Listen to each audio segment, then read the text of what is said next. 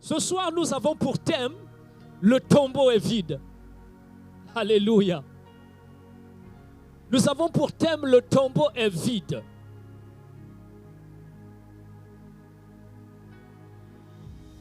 Nous avons pour thème « Le tombeau est vide ». Ici, il s'agit de l'histoire du Seigneur Jésus. La Bible déclare dans le livre de Jean au chapitre 1 à partir du verset 1, « Au commencement, Dieu créa le ciel et la terre. »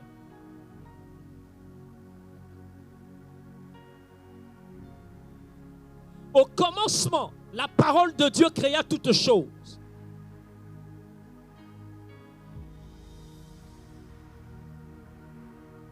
Laissez-moi ouvrir Jean. Je vais vous donner ce que ça veut dire, ce passage.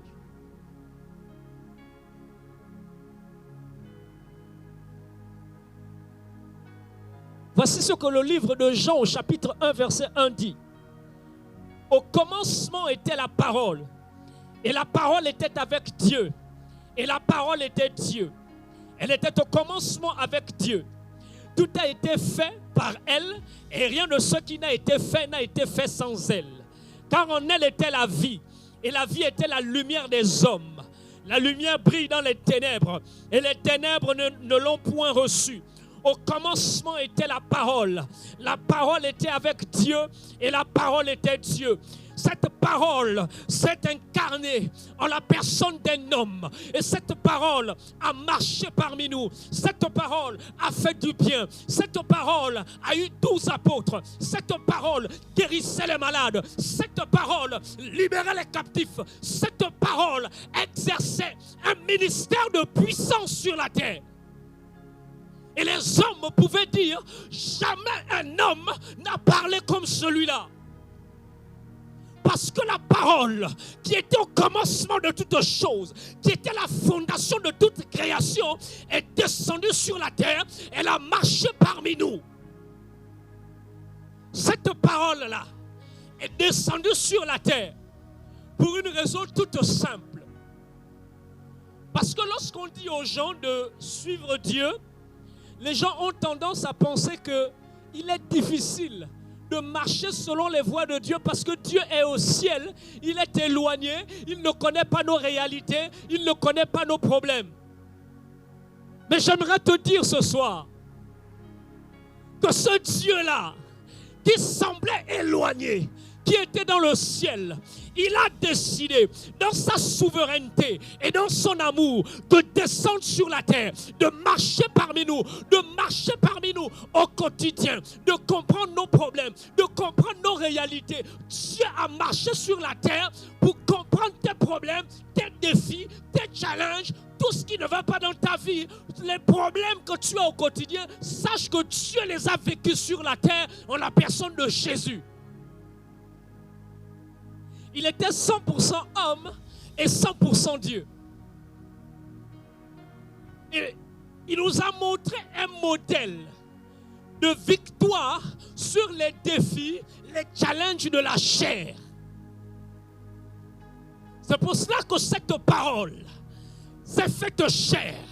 Elle a marché parmi nous, comprenant nos réalités, comprenant nos problèmes. Cette parole a fait du bien autour d'elle.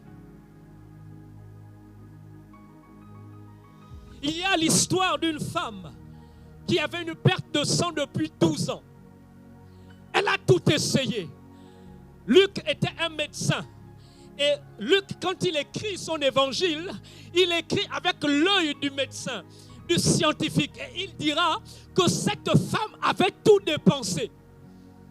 Il emploie ce mot, tout dépensé, pour exprimer que cette femme avait tout essayé. Tout ce qui était humainement possible, la science, la sagesse humaine, cette femme a essayé. Les médecins, la radiologie, elle a tout fait, elle a tout essayé. Ça n'a pas marché. Elle n'avait pas de solution. Elle avait toujours cette perte de sang depuis 12 ans. Jusqu'à ce qu'un jour, Jésus-Christ de Nazareth, il passait dans la ville, entouré de personnes. Elle dira, si je peux seulement toucher le bord de son vêtement, alors je serai guéri. Et elle va se rapprocher tout doucement. Elle va se rapprocher tout doucement. Et là, elle va toucher le bord de son vêtement. Et une force va sortir de lui. Et il va guérir cette dame. Et il dira, mais qui m'a touché? Qui m'a touché? Et la Bible dit qu'elle a eu peur. Et elle a dit, c'est moi. Parce que dans la tradition juive, lorsqu'une femme avait ses règles, elle ne pouvait pas se mettre avec le monde. Elle ne pouvait pas. Elle devait rester en retrait. Regardez la souffrance de cette femme. Pendant 12 ans, elle était en retrait. Elle était cachée. Pendant 12 ans, elle ne pouvait pas faire ce que tout le monde fait. Elle avait une privation de sa liberté. Elle ne pouvait pas jouir pleinement de la vie qu'elle avait. Pendant 12 années, imaginez-vous pendant 12 années. Pour les femmes, pendant vos 5 jours, vous voyez combien de fois c'est difficile. C'est difficile, n'est-ce pas? Mais cette dame a vécu cette situation pendant 12 ans. Et ce jour, elle a pris son courage et elle a dit, malgré les interdictions de la loi juive, malgré les contradictions, je vais m'approcher de ce Jésus-là. Je vais le toucher et je vais saisir mon miracle. J'aimerais te dire ce soir, malgré les contradictions de la science humaine, malgré les calculs, malgré les raisonnements, malgré les limitations, tu dois te dire ce soir, j'avance et je touche le bord de son vêtement, car mon miracle est possible. Et cette dame l'a fait. Ne regarde pas l'homme que je suis. Ne te dis pas, oh ben, il est jeune. Non. Ne te dis pas, ben non, mais il n'a pas une grande église. Non, mon ami. Ne regarde pas à ces barrières de limitation qui peuvent t'empêcher de saisir ton miracle ce soir. Mais regarde à celui-là qui, lorsque tu le touches, une force part de lui et pénètre chez la personne qui l'a touché et instantanément, la maladie disparaît et le miracle se produit.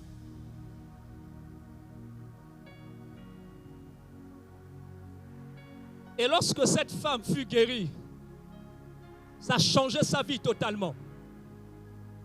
Mais Jésus ne s'est pas arrêté là. Il a avancé. Et là, il va rencontrer un homme qui était complètement fou. Sa demeure, la Bible dit que c'était les sépulcres, les tombeaux. Sa demeure, c'était les tombeaux et les sépulcres. Il ne vivait que là-bas. Et lorsqu'il va rencontrer le Seigneur, les démons qui agitaient cet homme vont se précipiter devant Jésus. Et cet homme sera libéré. Un homme qui était possédé de près de 2000 démons. Il sera libéré en un instant. Et la vie de cet homme aura littéralement changé. Cet homme certainement avait une famille. Cet homme certainement avait une femme, certainement avait des enfants. Il avait des projets. Mais il ne pouvait pas se réaliser. Parce que quelque part, il y avait des esprits malins qui venaient limiter la destinée de cet homme. Et j'aimerais te dire ce soir que la fin du règne des ténèbres a sonné ce soir dans ta vie, car Dieu a décidé de te visiter. La parole qui s'est faite chair est descendue parmi nous. Elle a marché parmi nous. Elle a guéri les malades. Elle a libéré les captifs. Elle a opéré les miracles. Et cette parole va opérer un miracle ce soir dans ta vie.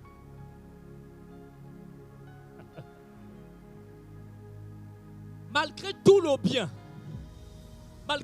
bien que Jésus a pu faire, il a quand même été crucifié, rejeté par les hommes. Comme quoi, les hommes sont tellement ingrats. Tellement ingrats.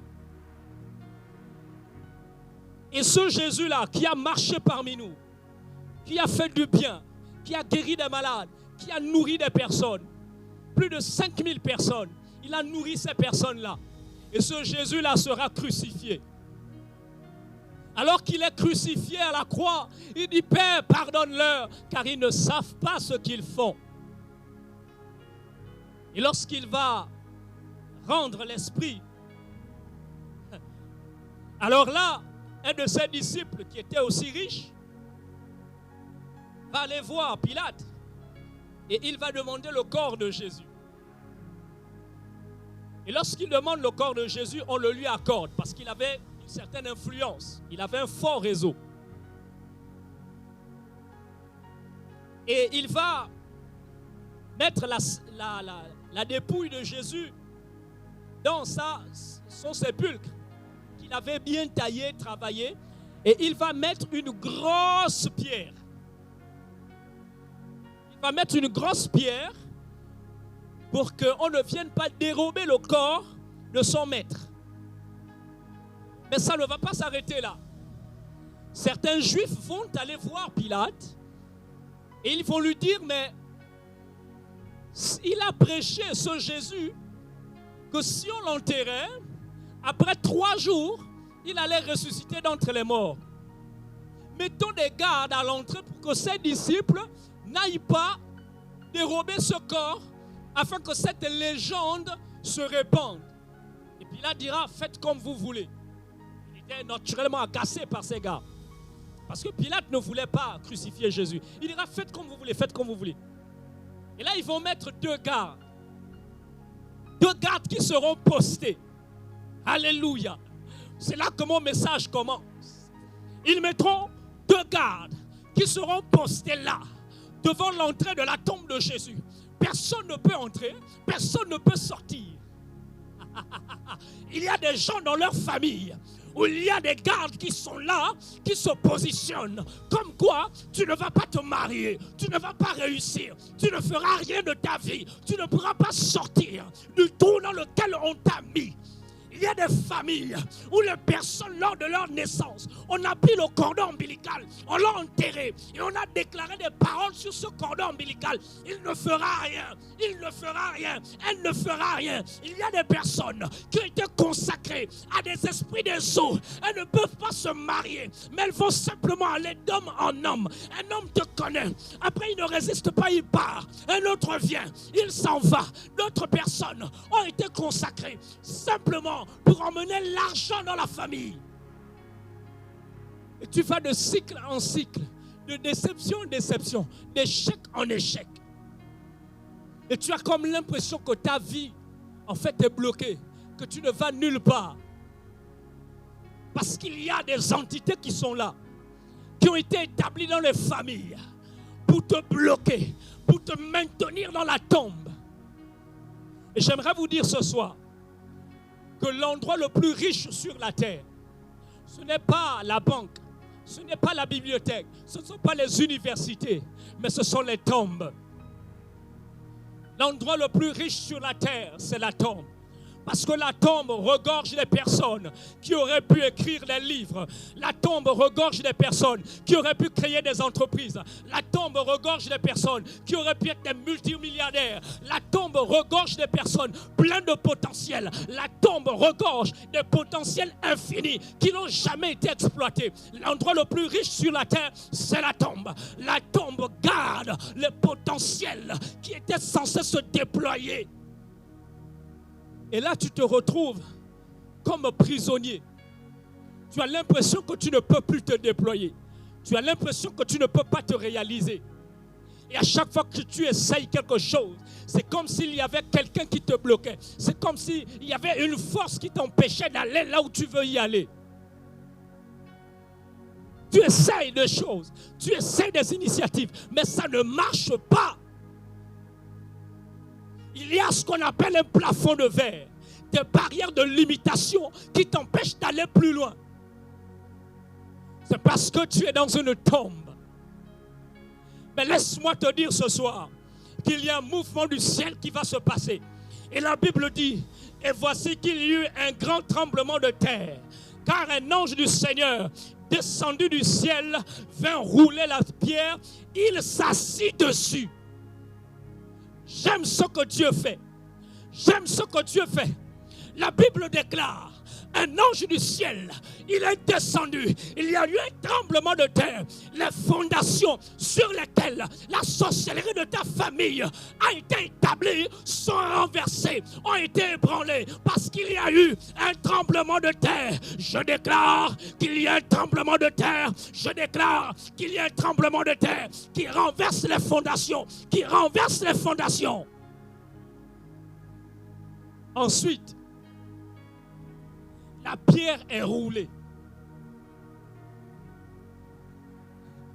La pierre est roulée. Et c'est cette partie qui est encore plus intéressante. La Bible dit que l'ange s'assit dessus. L'ange s'est assis sur cette pierre-là. Et je vais vous dire quelque chose. Lorsque vous vous asseyez sur quelque chose, ça veut dire que vous avez un pouvoir de contrôle et de domination sur cette chose. C'est parce que l'ange avait un pouvoir de domination et de contrôle sur cette pierre. Il s'est assis dessus, comme pour dire, je domine sur cette pierre, je domine sur tes problèmes, je domine sur tes challenges, je domine sur tes peurs. Non seulement tu sors victorieux parce que je domine, Et laisse-moi te dire que tu as une parole prophétique pour toi ce soir. Alors que Jésus, il était en train de marcher, certaines personnes sont venues et ils lui ont dit, Lazare, il est mort, ton ami est mort. Et lorsque Jésus arrive, il est devant la tombe de Lazare. Et là, la Bible dit, il pleure. Ensuite, il dit, Lazare, sors. Lazare, sors. Commande Lazare, sors de la tombe, sors de la tombe. Et voici ce qui se passe. Lazare qui était mort depuis quasiment 4 jours, qui commençait à sentir parce que son corps se décomposait. Alors là, Lazare se lève et il sort. Et Jésus dit, déliez-le. Lazare se lève. Lazare sort de la tombe. Son corps qui se décomposait a été reconstitué. Ses poumons ont été reconstitués. Ses organes vitaux ont été reconstitués.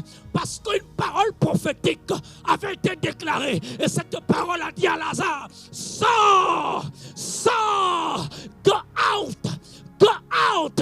Commande Lazare, sors de la tombe. Je décrète, je déclare ce soir que tu sortes de la tombe. Sors de la tombe ce soir. Sors de la tombe ce soir. Sors de la tombe ce soir. Alléluia. Alléluia. L'Esprit de Dieu est sur moi. L'Esprit de Dieu est sur moi. Parce qu'il m'a oint pour libérer les captifs. Pour libérer les captifs. Là où tu es, dis-le avec moi. Je sors de la tombe. Je sors de la tombe. Je sors de la tombe. Lorsque l'ange est venu, il a roulé la pierre. Ça veut dire que toutes les barrières de limitation qui s'étaient dressées sur ta vie ont été roulées et dégagées. Et Dieu ne s'est pas contenté de rouler ces barrières. Mais il est assis dessus, comme quoi, plus jamais ces problèmes ne vont revenir. Je décrète, je déclare dans ta vie que ces problèmes qui te font pleurer aujourd'hui vont être dégagés et ils ne reviendront plus. Ces problèmes ne reviendront plus parce que tu es un homme libre. Tu es une femme libre. Tu es une femme libre. Ce soir, marche dans la liberté. Marche dans la liberté. Lève-toi là où tu es. Lève-toi là où tu es. Commence à déclarer, je marche dans la liberté, je sors de la tombe, je sors de la tombe. Va dans ta liberté ce soir. Nous allons bientôt prier. Nous allons bientôt prier ce soir.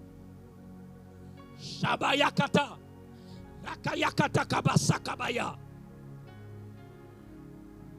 J'aime ce que Dieu fait. J'aime ce que Dieu fait.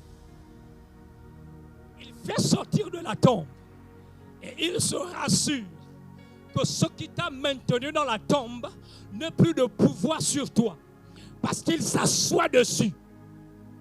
Écoutez-moi bien. Écoutez-moi bien. Dieu est assis sur un trône élevé, un trône de gloire. Et il est assis. Tous tes problèmes devant lui n'ont aucune signification à ses yeux. Tous tes problèmes devant lui n'ont aucune hauteur à ses yeux. Parce qu'il est plus grand que tes problèmes. Dieu est plus grand que tes problèmes. Et j'aimerais te dire ce soir que ta tombe est vide ce soir. Parce que Dieu te sort de là. Dieu te sort de là. Dieu te sort de là.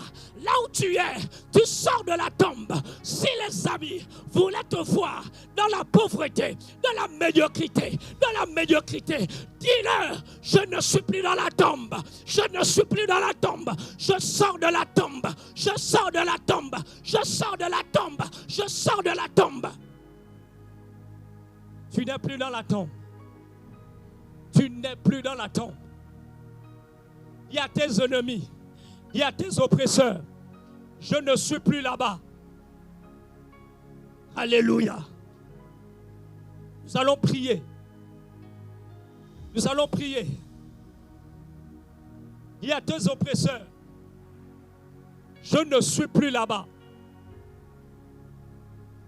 Nous allons lire un passage. Nous allons lire un passage. Dans le livre de Romains au chapitre 8, le verset 11. La Bible déclare: et si l'esprit de celui qui a ressuscité Jésus d'entre les morts habite en vous, celui qui a ressuscité Christ d'entre les morts rendra aussi la vie à vos corps mortels par son esprit qui habite en vous. Lisons la version parole vivante.